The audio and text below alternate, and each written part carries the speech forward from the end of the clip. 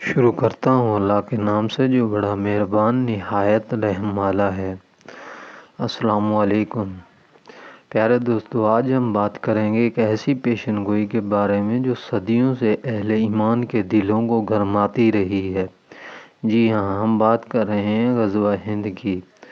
غزوہ ہند ایک ایسی جنگ جس کا ذکر ہمارے نبی کریم صلی اللہ تعالیٰ علیہ وآلہ وسلم کی زبان مبارک سے ہوا۔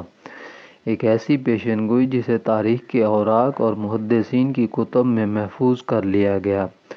حضرت ثوبان رضی اللہ عنہ سے روایت ہے کہ رسول اللہ صلی اللہ علیہ وآلہ وسلم نے فرمایا، میری امت کے دو گروہ ایسے ہوں گے جنہیں اللہ جہنم سے محفوظ رکھے گا۔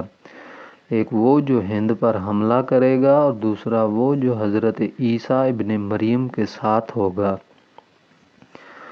دوستو، اس حدیث میں واضح اشارہ ہے کہ ہند میں ایک عظیم معرکہ ہوگا جس میں اللہ اپنے مخلص بندوں کو کامیابی عطا فرمائے گا۔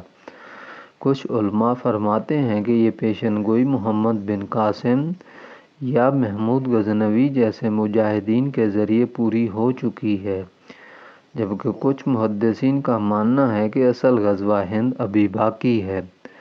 دوستو یاد رکھیں، اسلام میں جنگ صرف ظلم کے خلاف ہے، انصاف کے قیام کے لیے ہے، اور جو بھی اس راہ میں نکلے گا وہ صرف اللہ کی رضا کے لیے نکلے گا، نہ کہ دنیاوی مقاصد کے لیے۔